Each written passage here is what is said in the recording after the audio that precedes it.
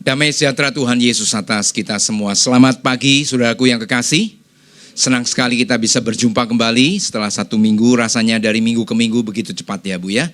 Tapi kita bersyukur oleh kemurahan Tuhan kita bisa berjumpa pagi hari ini dalam keadaan baik.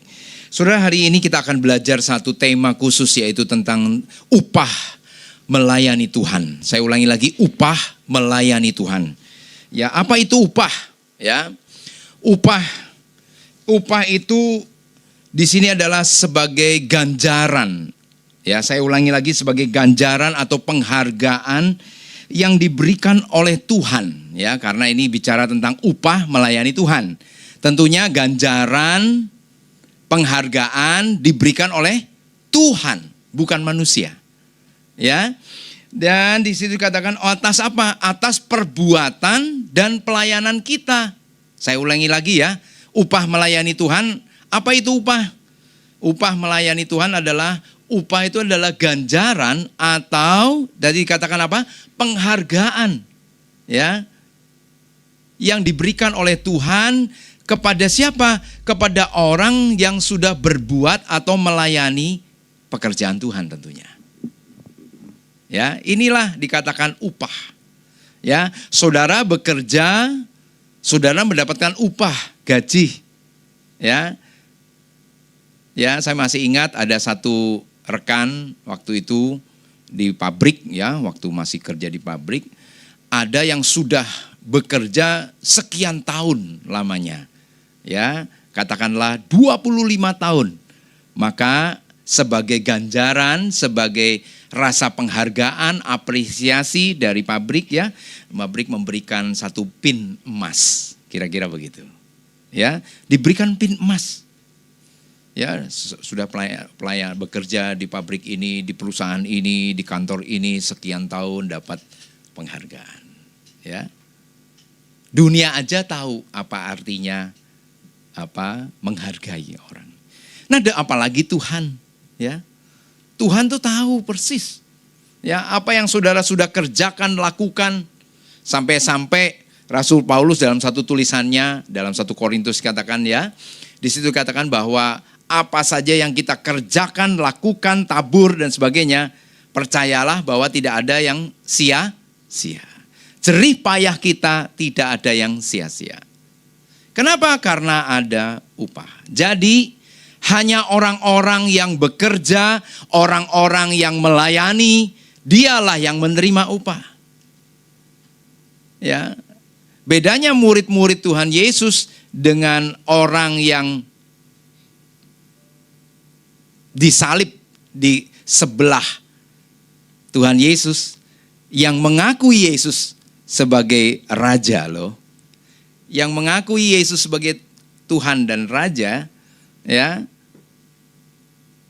dengan murid-murid pada waktu itu, saya percaya bedanya apa? Bedanya sama-sama menerima kasih karunia, kemurahan Tuhan, anugerah yaitu keselamatan. Amin.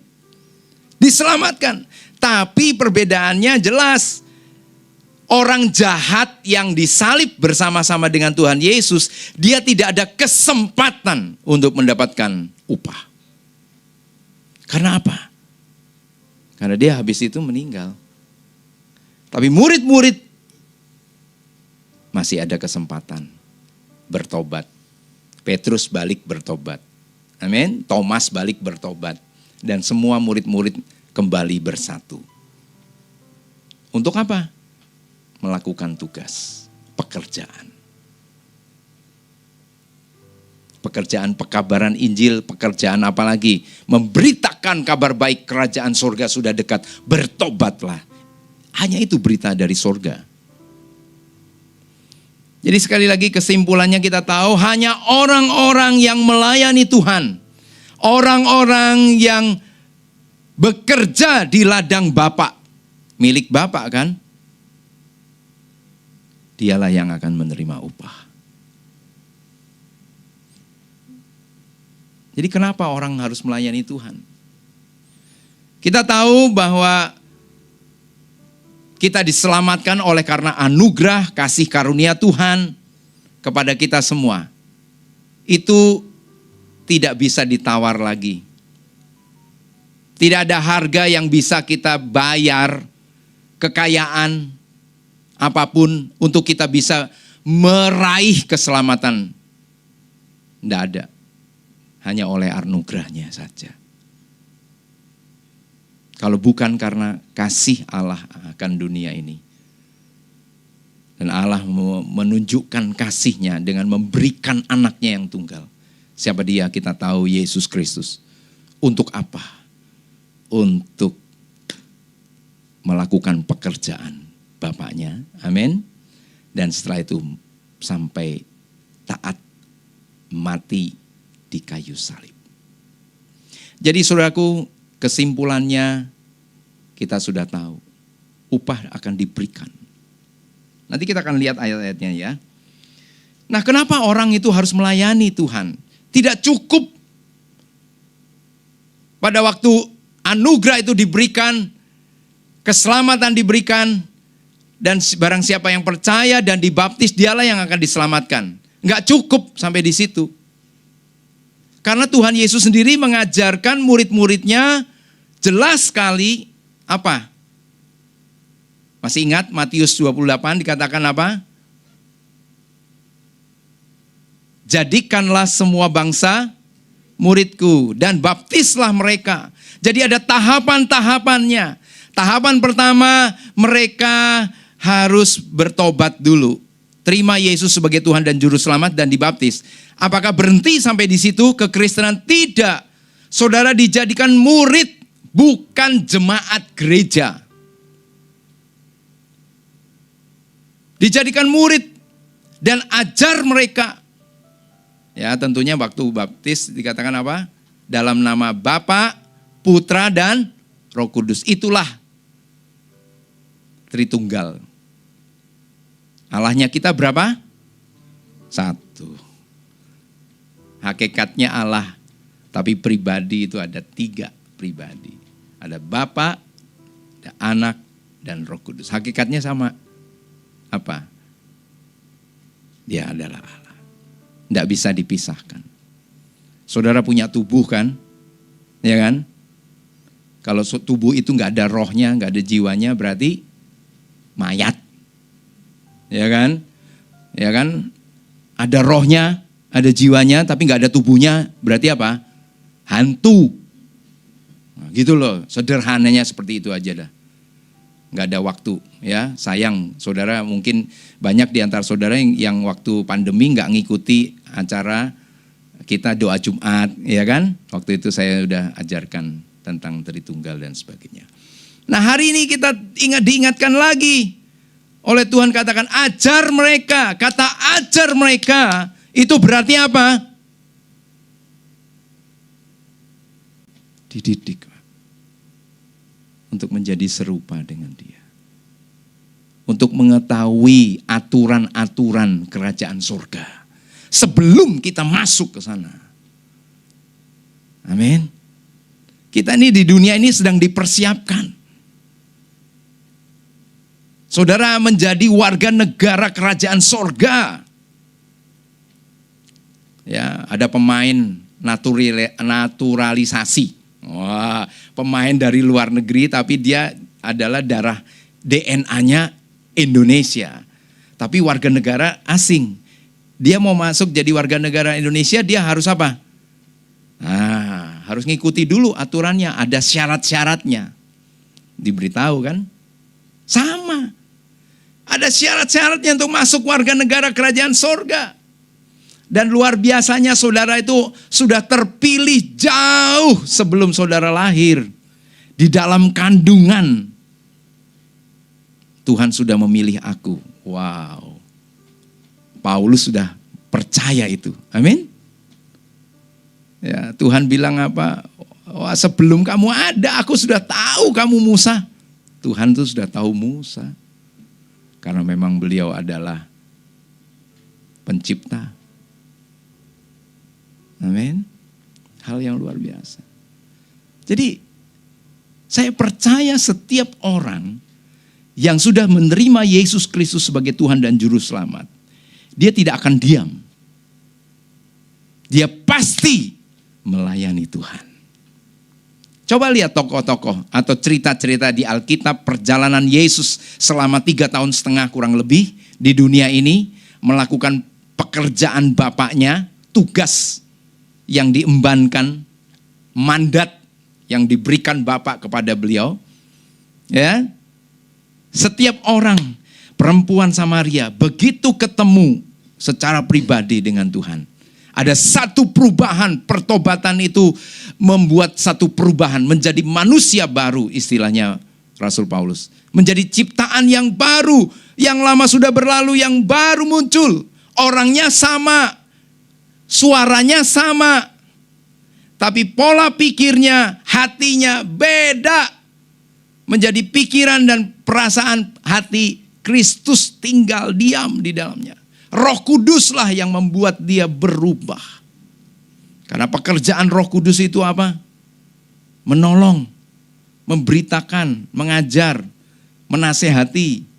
Amin. Menyatakan kesalahan dan dosa kita. Diberitahu, saudara. Dibimbing kita ke dalam segala pengajaran. Masuk supaya apa? Supaya kita dimerdekakan oleh kebenaran itu sendiri. Luar biasa. Begitu ketemu Sakius yang kejam.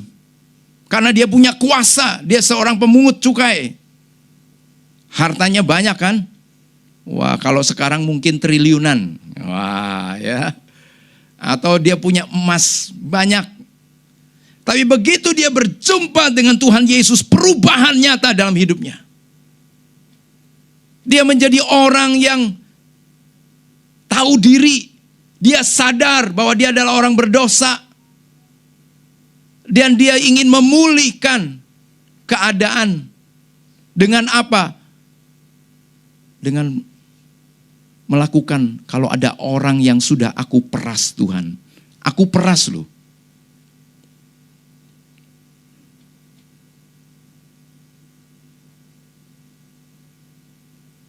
Aku akan ganti 4 kali lipat. Jadi kalau Sakius memeras saudara, karena dia pemungut cukai kan, petugas pajak lah kira-kira gitu. Kamu harus bayar, nggak bayar kena denda, kena hukuman kok, ya kan? Mungkin 100.000 diganti 400.000 gitu ya. Dan separuh hartaku, aku akan berikan kepada orang miskin. Itu gak main-main loh, saudara. Itu betul-betul revolusi mental. Wah, bahasa sekarang kan gitu ya. Ya kan, revolusi mental betul itu. Perubahan yang drastis. Bukan omon-omon. Tapi betul-betul dilakukan. Dan pada waktu Yesus, Pak Sakius, aku mau mampir ke rumahmu, turun dari pohon itu. Engkau kue jatuh. Ya, aku mau mampir ke rumahmu. Wih, satu sukacita. Saudara bisa bayangkan enggak? Kalau hari ini misalnya ada gubernur datang ke sini atau wali kota datang ke sini, ini misalnya, lalu saudara dijamu makan oleh beliau. Wah, kan sukacita kan? Atau ada artis yang terkenal sedang kesaksian di sini, karena ada banyak gereja ngundang-undang gitu kan. Waduh, disalami saudara. Wih, seneng kan? Lah ini sang pencipta, juru selamat, Mesias. Wow. Saya percaya. Kemarin sembari saya jalan kaki, saya merenung naik sepeda motor sampai bayangkan ya Tuhan Yesus itu kayak apa ya secara fisik itu. Mungkin kayak Sam. Ya, karena apa? Tuhan Yesus jalan kaki terus. Ya kan? Jalan kaki terus. Ya kan? Langsung six-pack. Enggak usah melok gym, enggak usah. Jalan kaki terus. Sehari bisa 3.000 langkah lebih, 6.000 langkah. Ya kan? Saya membayangkan tingginya seberapa ya. Mungkin satu tingginya kayak Pak Beni ya. Tuhan Yesus itu. Ya, jadi kalau saya ngelihat beliau besok, saya akan lihat seperti ini. Bu Reni agak dangak titik. Wajahnya mungkin agak sedikit lonjong kayak bos saya gitu. Dan saya percaya beliau itu murah senyum. Amin. Oh, murah senyum loh. Gimana nggak murah senyum? Anak-anaknya gak wedi yo. Anak-anak itu lu teko ya. Kalau di sini, itu anak-anak datang tak pendeli. Ya kok kalau rame, ya kan? Saya bayangkan, wih, kayak apa ya besok kalau kita ketemu Yesus ya? Oke? Dan hari itu adalah perjumpaan dan berubah satu hal yang saya tahu dari orang-orang yang berjumpa dengan Yesus. Wih, itu adalah apa? Ada spirit untuk melayani. Jadi yang pertama, melayani itu kenapa orang mau melayani? Karena itu adalah bagian dari merespon. Amin. Merespon.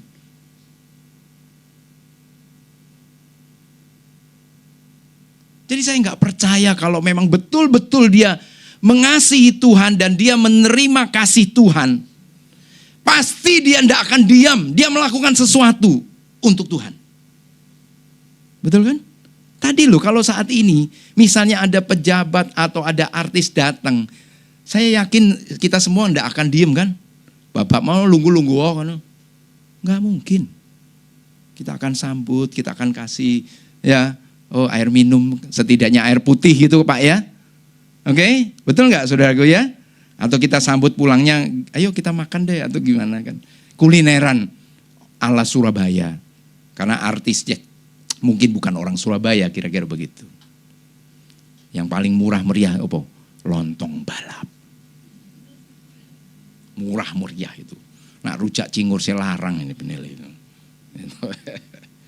Saudara, yang pertama, kenapa orang mau melayani? Saya percaya orang itu adalah bagian dari merespon akan kasih Allah. Sehingga ada sesuatu. Saudara tahu perempuan itu langsung apa? Dia langsung tuangkan, dia kasih Tuhan Yesus air minum. Dia langsung berbicara, dipakai Tuhan menjadi penginjil bagi daerahnya, desanya, atau mungkin kota kecilnya dia ngomong.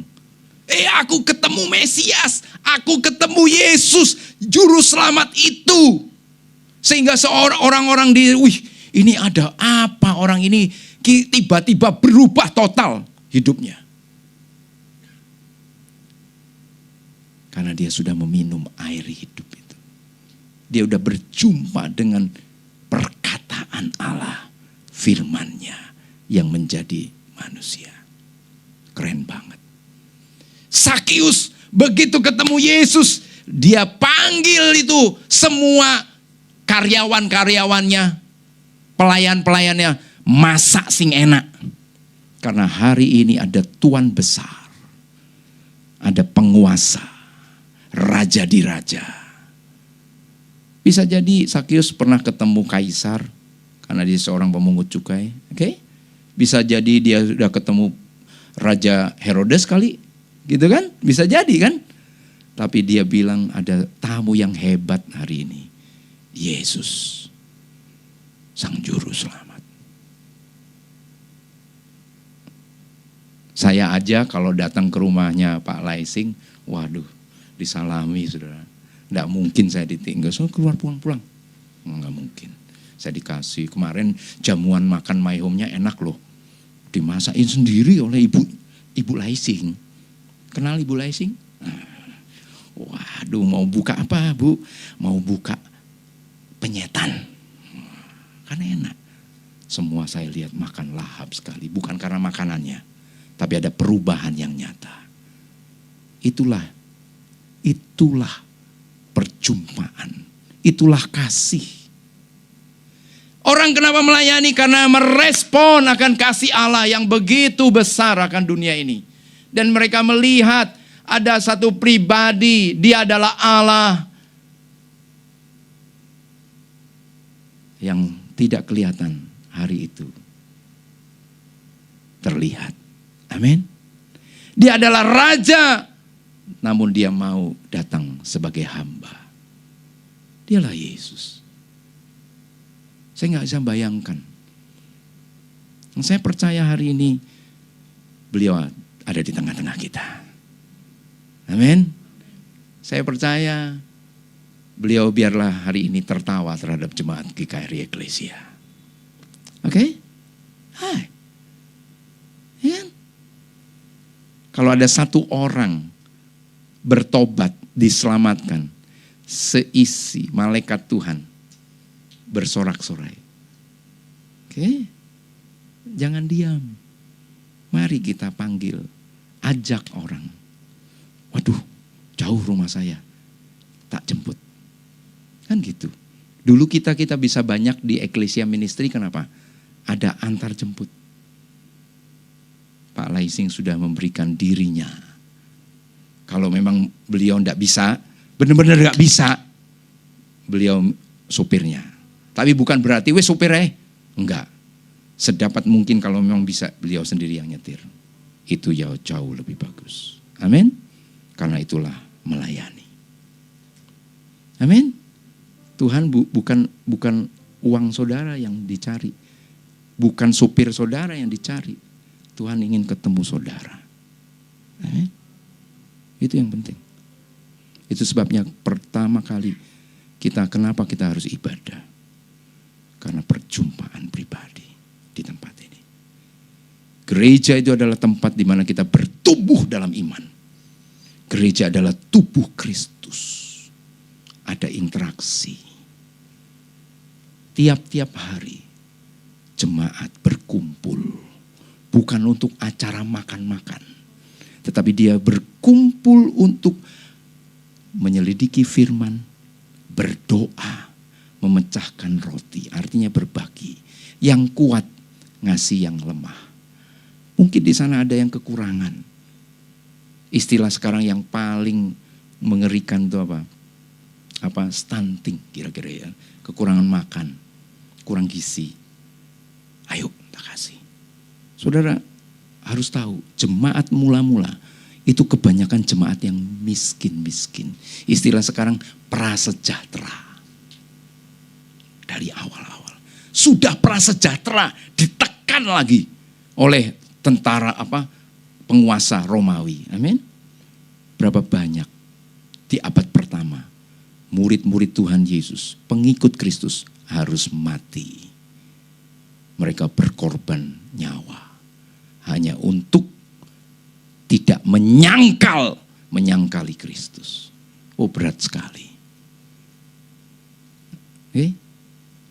Makanya firman Tuhan lewat murid Tuhan Yesus, Petrus bilang, kamu belum mencucurkan darah, kami sudah. Murid-murid Yesus bilang, kalian bicara dengan jemaat, kalian belum mencucurkan darah, kami sudah. Kata rasul-rasul. Tapi aku bangga ngelihat kalian. Petrus bilang kan, 1 Petrus kan, kamu tidak melihat dia.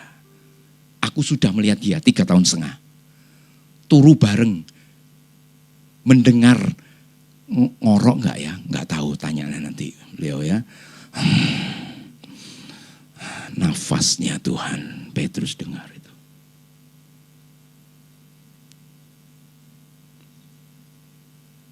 Waktu Tuhan bilang jangan takut. Petrus pernah dengar itu. Waktu dia melihat 5 roti 2 ikan menjadi 5.000 bahkan lebih daripada itu. Kalau suami istri bawa satu istri loh ya. Berarti apa? 10.000 kan? Kalau satu keluarga bawa 2 anak aja, 2 anak nih. Karena mereka ikut KB kali waktu itu, ya kan? 2 anak jadi berapa? 15.000 kan? 20.000 betul Bu. Karena ibu kan bagian accounting. Ya, saya kan bukan accounting, ngeles. Gitu. 20.000 orang, gimana 5 roti 2 ikan bisa jadi 20.000 orang makan dan masih ada sisa 12 keranjang. Dan saya percaya keranjang yang pertama itu untuk Simon Petrus. Kumpulin dong. Ini untuk kamu Simon, ono sisane. Bukan sisa loh itu, masih segar. Ini untuk kamu Thomas, ini untuk kamu Matius, ini untuk kamu Yohanes, ini untuk kamu Yakobus. Semuanya dijamin oleh Tuhan. Melayani. Tapi akhirnya Petrus bisa ngomong, aku bangga loh. Kamu bisa mengasihi dia walaupun kamu belum melihat dia, gak ketemu dia. Kok bisa? Makanya orang-orang yang berbahagia adalah saudara dan saya. Nggak ada yang nanti dimarahin lagi aku. Khotbah ngono terus bolak-balik ngene ojo ngomong. Saudara adalah orang yang berbahagia. Saudara belum pernah ketemu Yesus secara fisik, tapi saudara percaya mengasihi Dia karena Dia lebih dulu mengasihi saudara dan saya. 1 Yohanes 4 ayat 19. Mari kita baca. 1 Yohanes 4 ayat 19. Silakan dibaca dengan suara keras yuk. Beri saya kesempatan.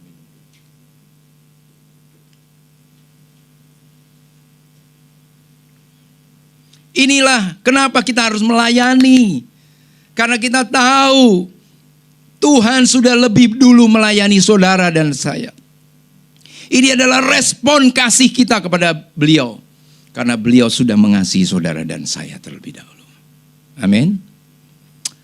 2, 3. Ayat 19.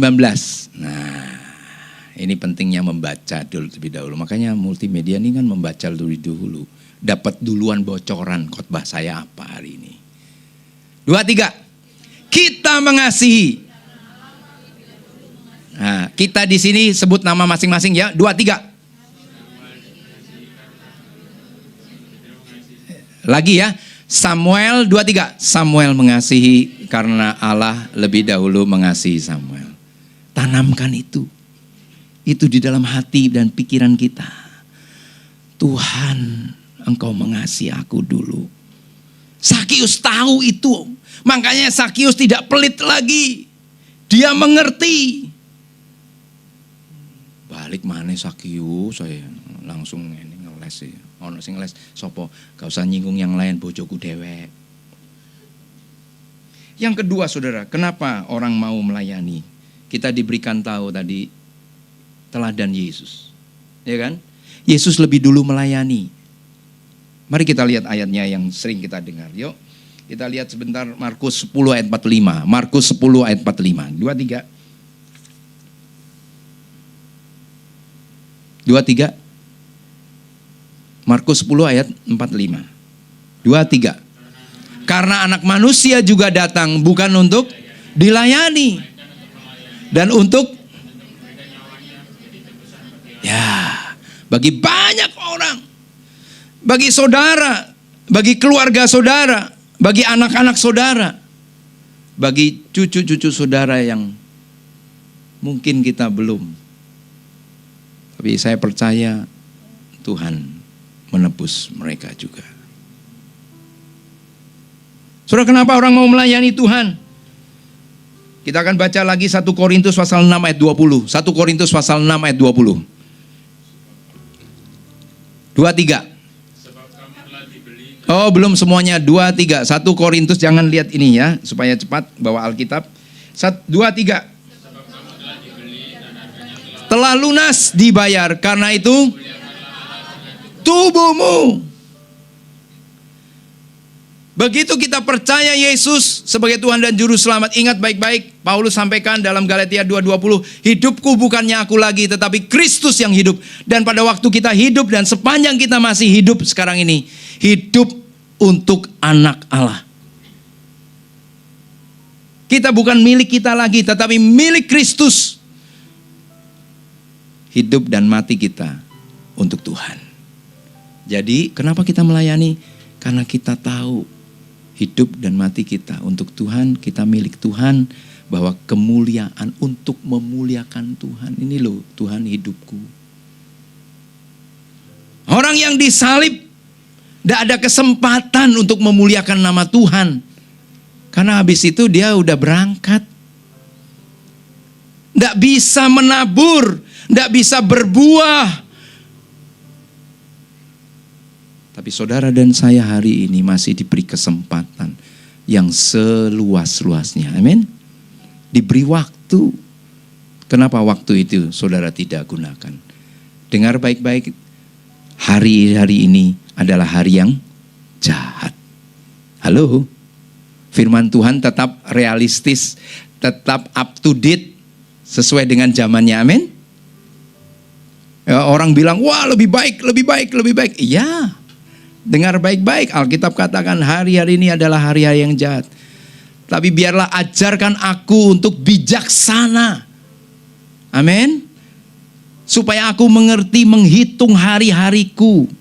Dulu saya diajarin oleh guru saya, oleh pembina saya, oleh gembala saya. Dalam satu kali khotbahnya, beliau mengatakan gini, aku nih Sam, ya, nanti beliau Mei datang ke sini, salah satunya, pembina saya, Mei ke sini lagi, karena ada ponaan menikah. Dia bilang, Sam, aku di Surabaya. Oh ya, aku ngerti. Ya wes, pelayanan khotbah di eklesia ya, aku gitu ya. Nanti jemputan ya Sam? Yes pasti toh, nggak usah diomong, pasti aku ngerti. Sudah ngerti kita. Ya seperti tadi pagi, ya saudara Sam itu sudah tahu kode saya. Kalau kode saya sudah gini, wah itu wes, itu berarti ada sesuatu yang perlu dikoreksi. Tapi kalau aku senyum, enak. Tapi kalau dengan pembina saya yang satu nanti datang ke Mei ini nggak bisa. Nggak bisa. Isinya apa? Diem, tak isinya. Seneng, diem. Susah, diem. Ngamuk, diem. Jadi kita harus berpikir sendiri. Iki ngamuk, iki seneng, iki apa? Karena nggak bisa ditebak. Kalau saudara dengan saya bisa tebak. Ya. Oke. Dia bilang begini, kamu tahu nggak? Saya anggap hidup saya ini adalah hari yang terakhir. Besok saya nggak tahu. Itu nancep pengajaran itu sampai hari ini dalam hidup saya. Jadi pada waktu pagi hari saya bisa bangun, saya bilang terima kasih Tuhan. Tuhan memberikan aku kesempatan bisa ketemu dengan yang ketemu pertama siapa? Ya bojoku lah. Tak delok melek, oh ada suaranya. Tak delok, dia enggak tahu. Saya yang tahu. Ya kan? Kalau dulu mama saya yang paling pagi bangun. Oke? Kalau dua anak saya jagoan jangan ditanya. Ya, jangan ditanya. Kenapa? Jangan bilang pergi ya. Jadi kita yang bangun pagi-pagi sudah. Tetap ada aktivitas kerjaan. Sekalipun kita pensiun secara fisik. Ya, kenapa Bumias harus ada di lantai 3 di tempat ini? Supaya dilatih. Akhirnya jadi sehat. Ya kan? Naik turun latihan itu. Tiap hari Bumias tuh nge-gym. Ya, latihannya luar biasa itu. Jalan kaki, ngepel, keren banget, ngeremes. Loh, orang stroke salah satunya harus latihan ini loh. Boleh ditanya, betul? Ada terapi gini loh, orang stroke. Latihan mulai sekarang. Ya, latihan. Ya, jangan sakno, jangan enggak. Biarkan beliau-beliau yang senior itu gerak supaya kembali sehat. Saya bersyukur hari-hari ini yang senior itu bisa datang. Tertatih-tatih tapi beliau-beliau datang. Ini hal yang luar biasa. Dan saya percaya Tuhan melihat itu.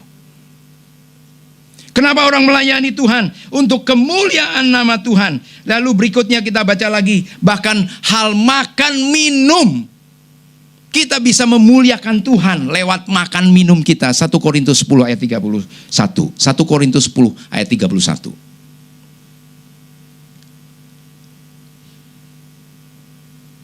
Oke, 2-3. Aku menjawab, jika engkau makan dan engkau minum, jika engkau melakukan sesuatu yang lain, lakukanlah itu untuk kemuliaan Allah. Jangan dengan bersungut-sungut, menggerutu dan sebagainya.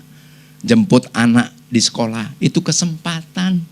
Ada banyak orang tua gak bisa menjemput anaknya. Bu Novi bersyukur.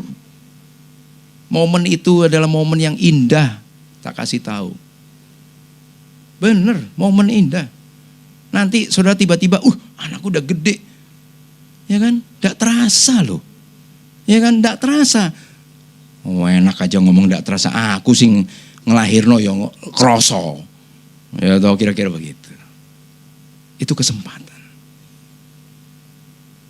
Saya waktu melayani Ecclesia Ministry, ada banyak kenangan-kenangan indah. Ratusan bahkan ribuan anak-anak, kadang-kadang saya nggak tahu. Ya, lama nggak berjumpa, akhirnya ketemu di jalan, di luar dan sebagainya. Momen itu kadang-kadang rasanya hanya kayak uap aja, sebentar. Tapi kalau hari-hari ini kita bisa diberi kesempatan berjumpa, waduh itu indahnya bukan main. Paulus sampaikan itu kepada jemaat di Korintus, jemaat yang super sibuk. Kenapa? Karena di Korintus tuh suasananya kayak Surabaya. Pelabuhan, dekat pelabuhan, Perak. Banyak mall-mallnya, toko, pasar ada. Ya kan? Tempat perbelanjaan, tempat perkantoran, aktivitas. Nah, otomatis lingkungannya seperti itu, kayak Surabaya, Korintus itu kira-kira begitulah. Di mana apa? Di mana orang-orangnya sibuk bekerja, sibuk beraktivitas. Paulus menarik loh, ngasih tahu sederhana. Jika engkau makan, engkau minum, dan jika engkau melakukan sesuatu yang lain, lakukan semua itu untuk kemuliaan Allah.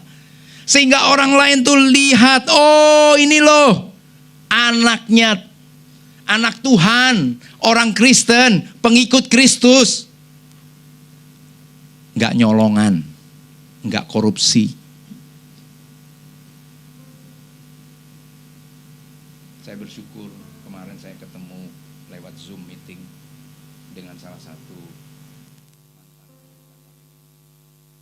wakil. Ya. Dia cerita banyak.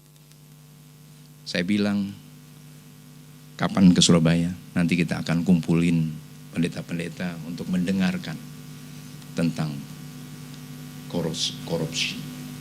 Korupsi itu sebenarnya ada 4 aja dalam satu kata. Gone, G, greedy, O, opportunity, N, need, kebutuhan kan? Dan E, environment, lingkungan, menurut bos. Ya, karena hari ini yang pintar bahasa Inggris, sastra Inggris lagi pemulihan. Maaf saya tidak bisa datang karena pemulihan. Oke? Pokoknya gak nulari, teko gak apa-apa. Tapi nak nular ojo teko. Seneng malan. Gak lunga gereja, aku seneng. Lah sing ngongkon pendetane dhewe. Pak Gembala yang ngongkon. Ini ono meneh. Loh, kalau ada kesempatan datang. Amin. Jangan kalah dengan si jahat. Nanti dalam satu tema lain. Cara iblis itu menghancurkan anak-anak Tuhan. Minimal untuk tidak ke gereja itu sangat-sangat halus sekali sekarang ini. Halus sekali. Saudara, yang berikutnya. Kita akan baca sebentar Efesus pasal 2 ayat 10. Lalu Filipi 2 ayat 13. Efesus pasal 2 ayat 10. 2-3. Karena kita ini buatan diciptakan dalam untuk apa? Pekerjaan baik, melayani. Dan ya sudah dipersiapkan nanti kamu jadi ini ya, jadi itu ya. Wah aku gak iso ya Pak. Dulu biyen gak iso. Saiki, waduh main terus. Coba lihat semarinya. Dulu aku kadang-kadang main. Duh, cok sampai yo. Nak wayai tamu ojo pakai dia. Loh, sampai ngomong gitu ya, kita pernah share ya. Karena dia ketuanya Pak. Ya toh. Kenapa? Bukan saya meremehkan. Oh tidak. Karena kita harus tahu juga.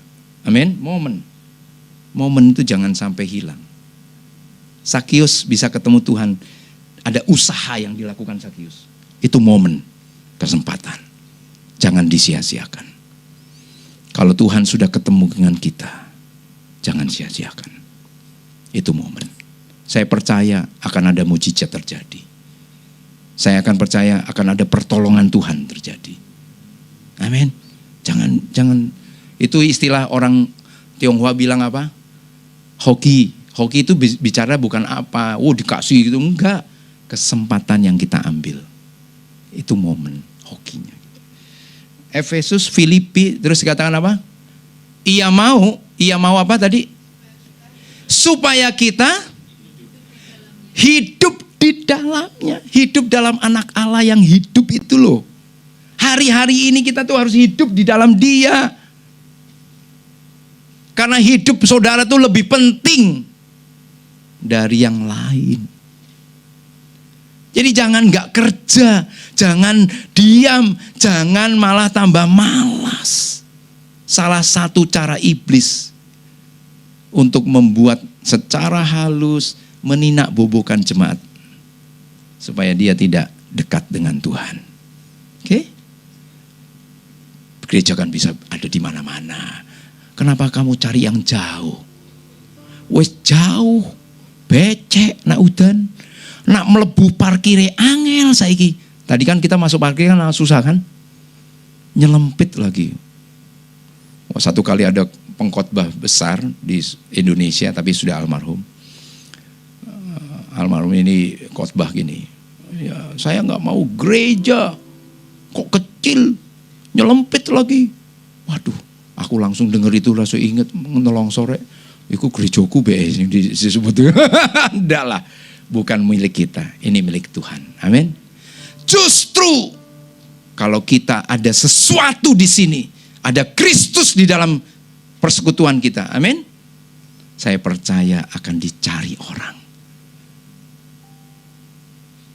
Ya, di tempat saya di Kudus itu ada gado-gado. Oh, enak sekali. Sama gado-gado yang Arjuno gimana? Ya bolehlah 11-12, tapi tetap enak sama tempat saya. Itu saudara tahu nggak? Buka jam 10, jam 12 sudah habis. Tempatnya tahu nggak? Nyelempit. Sing kerja siapa? AI. Ya, sudah umur ngulek di kerjaan dewek. Sekarang sudah nggak ada. Banyak yang nyalai. Mohon maaf, satu kali tempatnya dia, meja kursinya, mohon maaf, dianu kotoran manusia sampai segitunya. Saking larisnya. Pemain-pemain bulu tangkis Jarum itu selalu bawa. Bahkan ada orang-orang itu bawa bumbunya dikeringkan, dibawa ke Jakarta, ke Surabaya dan sebagainya. Hanya jual gado-gado, saudara. Luar biasa. Karena ada rasa di sana.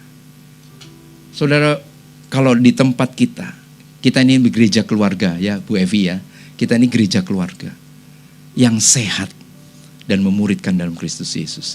Kalau Kristus tinggal, Kristus betah di sini. Saya percaya tidak lama lagi saudara akan menjadi saluran berkat, berdampak. Tidak usah jauh-jauh.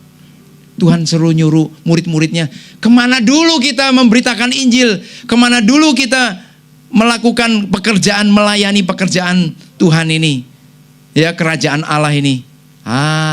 Di Yerusalem, bicara Yerusalem yang dekat dulu. Apa? Rumah tangga keluarga kita. Yang tahu kelemahan saya, yang tahu eleknya saya. Siapa dia?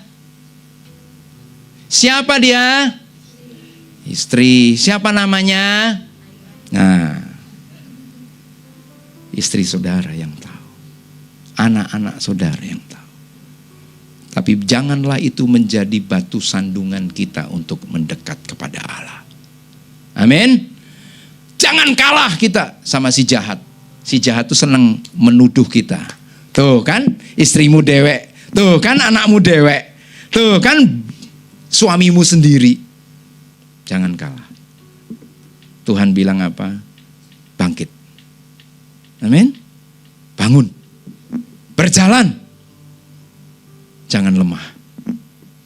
Jangan mau dituduh oleh si jahat. Ayo layani Tuhan lagi. Amin. Datang. Jangan gak kembali. Gereja ini bukan tempat untuk kebutuhan pribadi kita. Tempat untuk kita terima berkat. Tidak. Bukan hanya itu. Bukan itu yang kita cari. Tetapi kita untuk bertumbuh bersama. Karena kita tahu kita ini adalah tubuh Kristus. Saya suka doanya Pak Beni tadi. Buat kami mengerti bahwa kami ini adalah tubuh Kristus. Jadi kalau saudara tidak hadir di sini, ada yang kurang. Masih cerewet, masih gregetno, masih gimana. Tapi kalau saudara nggak datang, aduh, ada satu yang kurang. Kan kita ini tubuh Kristus, amin? Ya, amin? Ya gitu. Apalagi saudara, kenapa kita harus melayani? Tadi kita udah baca, artinya apa? Ada pekerjaan, ada tugas yang Tuhan berikan untuk kita. Makanya kita melayani. Supaya selesai. Tuhan Yesus saja diberi tugas oleh Bapaknya di surga. Amin. Sampai selesai. Jangan berhenti di tengah jalan. Karena nanti kalau kita berhenti di tengah jalan, apa yang sudah kita kerjakan? Sorry nih ye. Sorry Jo, kata orang Manado. Sorry Jo, apa yang sudah saudara lakukan kemarin-kemarin gak diperhitungkan. Nanti dalam tema tersendiri saya akan sambung khotbah tentang upah melayani Tuhan. Apa yang sudah saudara lakukan itu tidak akan diperhitungkan oleh Tuhan. Tapi sebaliknya, kalau saudara terus teguh melayani Tuhan, saya percaya saudara akan mendapatkan upahnya pada waktunya.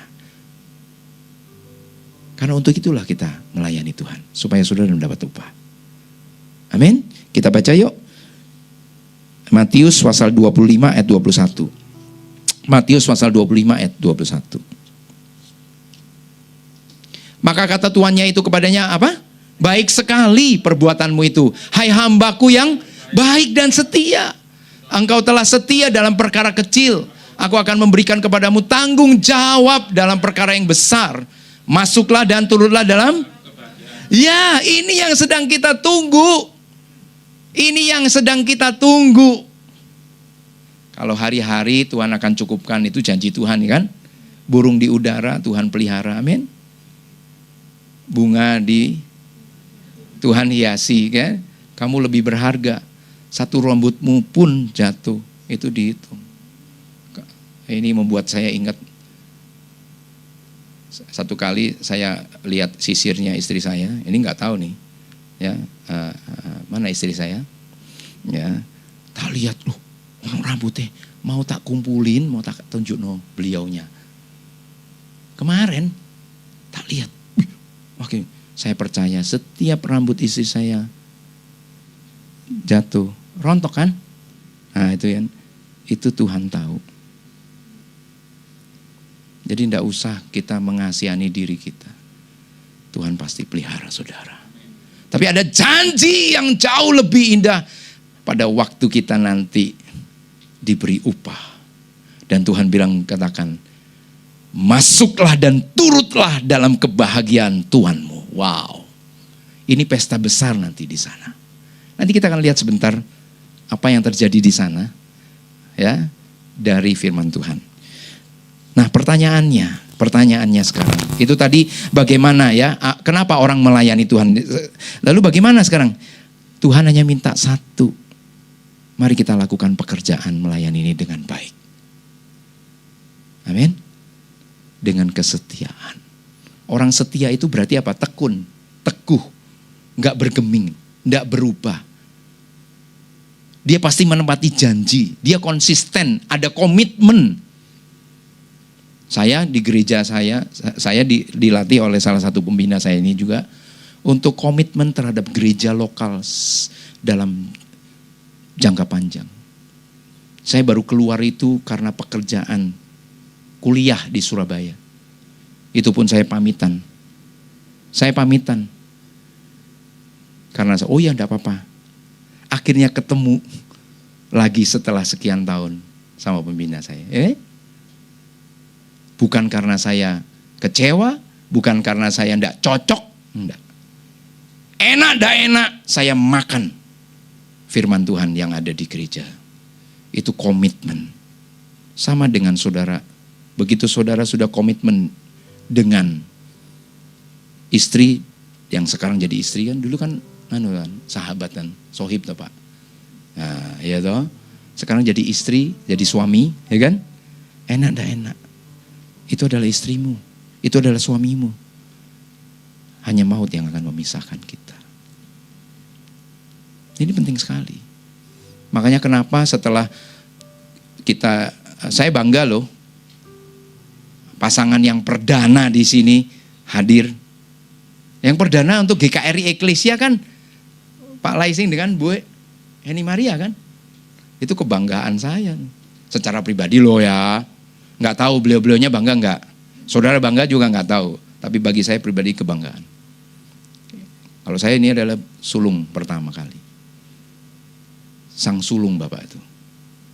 Nah, ada satu sukacita bisa ketemu tiap minggu. Bahkan sebulan sekali rumahnya, ini sudah 2 kali lagi rumahnya ya. Udah baru kemarin. Wow, tiap nganu juga welcome beliaunya. Wah, ini luar biasa. Betapa hati Tuhan tuh senang sekali. Kesetiaan tuh penting sekali, saudara. Kita pegang. Kita tidak bisa melayani saudara tiap hari, bukan? Seperti jemaat mula-mula, oke?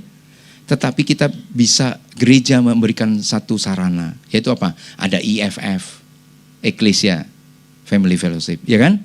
Ada My Home, itu yang bisa kita lakukan. Lalu untuk doa, ada doa Jumat, ada doa Senin, yang jauh-jauh kita pakai. Siapa yang sudah lama nggak ikut doa Senin, ayo mulai lagi. Amin. Karena waktunya tidak lama. Tidak lama. Kami di organisasi kehilangan lagi tim doa saya. Tim doa saya tiba-tiba anaknya yang WA.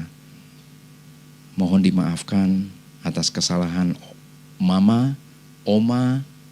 Nah, kita pikir loh, oma, mama ini sopo? Nah, bukankah mamanya sudah nggak ada? Waktu itu kurang lebih 86 usianya mamanya almarhum. Ternyata rekan pelayanan kita usianya 68. Walian.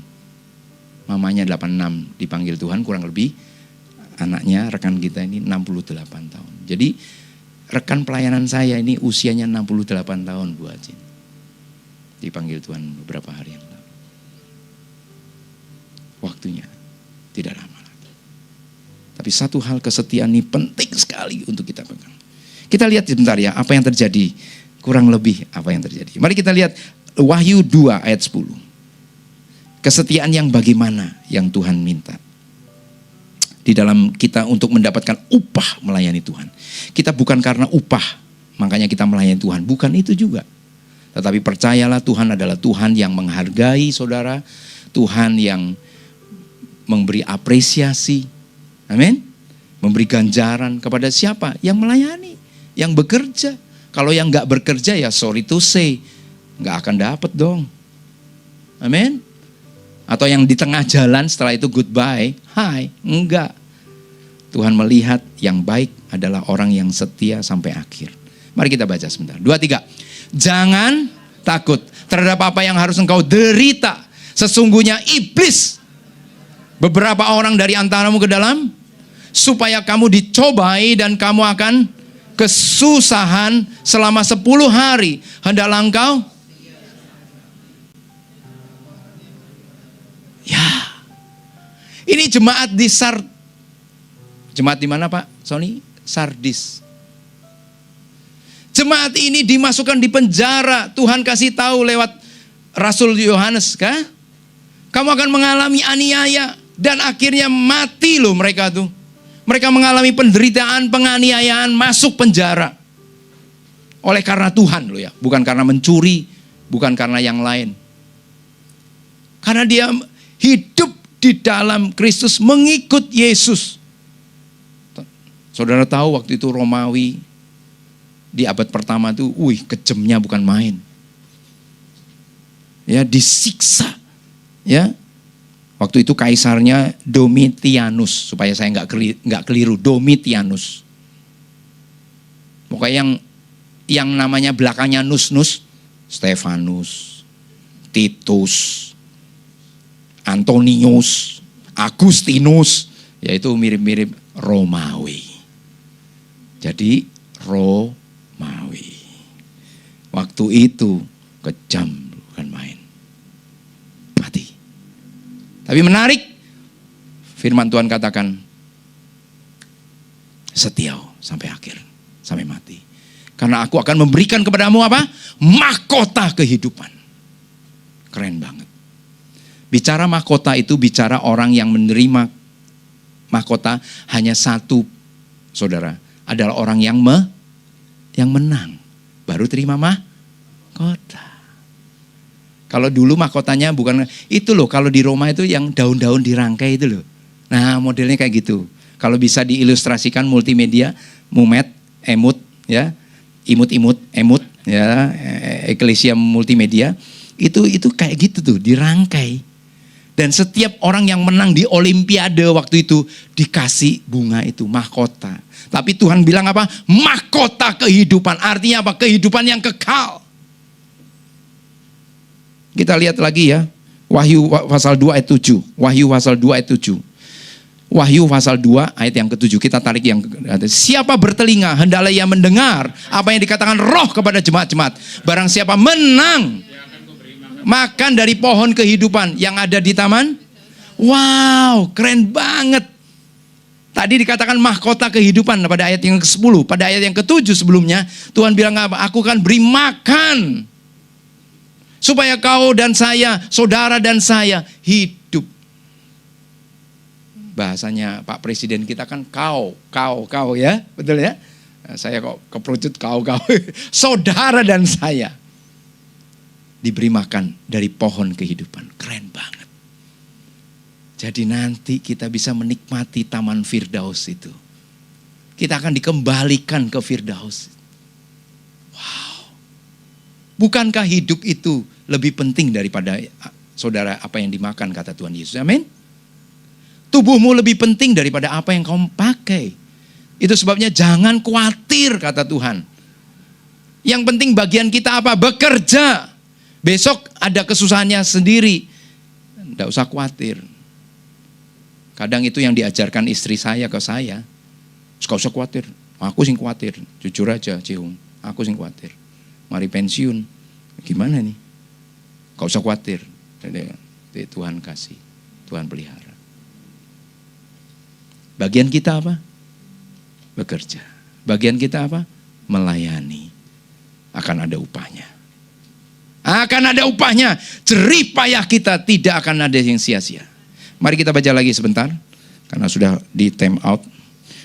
Wahyu 22 ayat 2. Wahyu 22 ayat 2. Wahyu 22 ayat 2. Di tengah-tengah jalan kota itu, yaitu di seberang menyeberang sungai itu, ada pohon-pohon apa? Kehidupan yang berbuah dan 12 kali. Dan daun pohon-pohon itu dipakai untuk saya belum ini baca ini, saya juga ngalami, Bapak Ibu. Kami di rumah kan punya pohon mangga itu kan, mangga Thailand. Pohon mangga kami itu sampai orang tetangga tuh bilang, kok gak tahu ya gak berbuah-buah lo. Dungamu kok elek ngono aku. Buah. Tapi kali ini saya mohon maaf tidak bisa berbagi karena dimakani codot. Sampai satu kali saya mentah Bu Maria dimakani codot. Mungkin codotnya mules sampai blek. Pagi-pagi saya bangun, saya lihat ini tikus apa codot. Oh ini codot. Mungkin suduan. Mari nyolong manggaku. Kan gitu kira-kira. Ya kan? Tapi tidak usah khawatir. Nyonya Sam hari ini dapat mangga walaupun kecil. Tiap bulan berbuah. Amin. Tiap-tiap bulan, saudara. Tidak usah khawatir. Tuhan kasih. Dan nanti di sana, wah keadaannya seperti itu. Bahkan dikatakan apa? Bukan hanya pohonnya yang buahnya bisa saudara dan saya makan. Tetapi daun-daunnya pun dikatakan apa?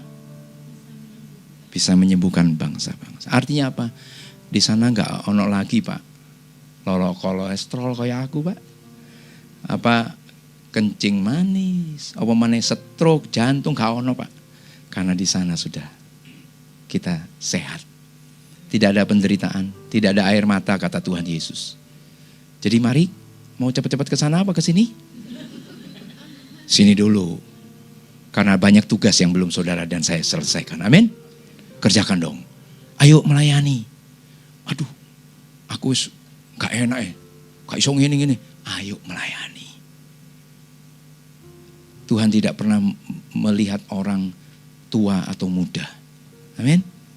Tuhan tidak pernah melihat orang itu kaya atau prasejahtera. Enggak. Apa yang bisa kita kerjakan, lakukan untuk dia. Untuk kemuliaannya. Karena kita tahu upah itu Tuhan yang beri. Amin. Kita nyanyikan lagu tadi supaya enggak berubah. Karena matanya sudah merah. Saya khawatir ngantuk ini. Jangan marah Pak ya. Oh enggak ya.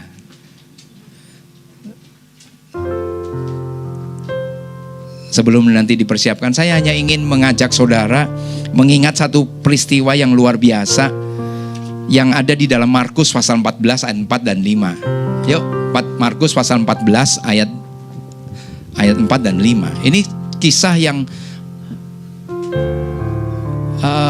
fenomenal dan akan terus ada. Dimanapun, kapanpun, dalam tahun-tahun apapun, peristiwa cerita kisah ini akan selalu disampaikan. Yaitu seorang yang bernama Maria.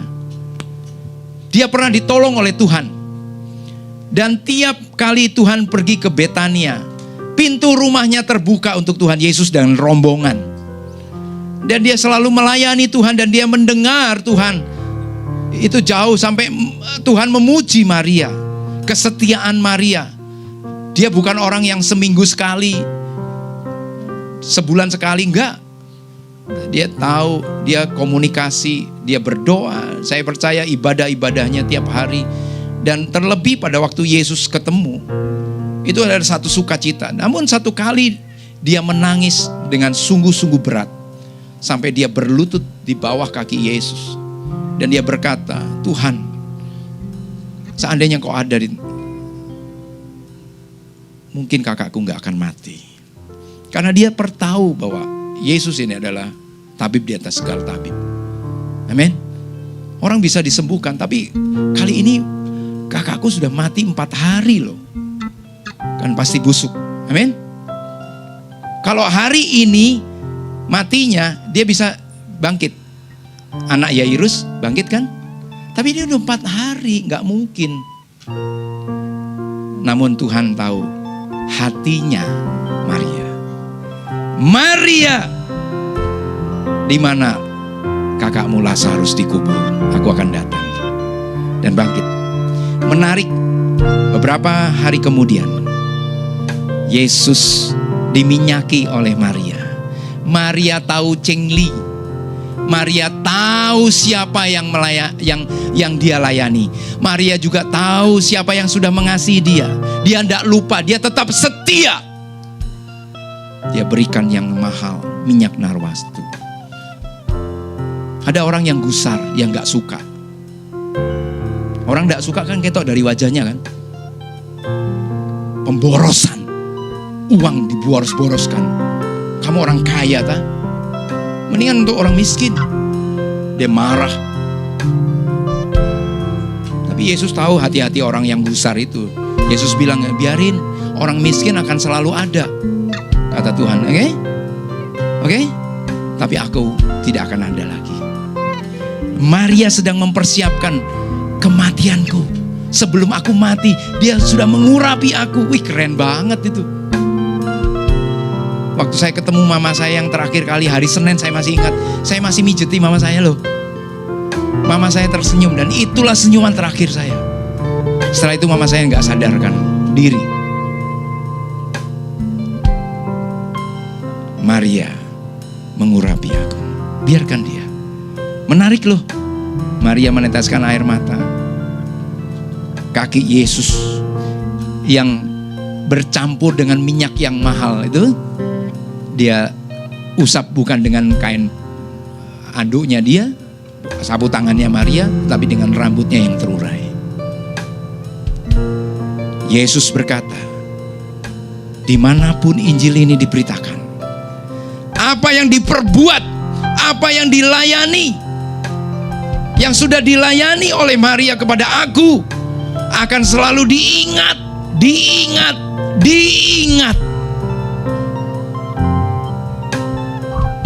Ingatlah yang baik, jangan yang jelek. Amin. Ingatlah yang baik. Satu kali kelak, saudara akan diingat oleh Tuhan. Lakukan yang terbaik untuk Tuhan. Kemuliaan bagi Dia.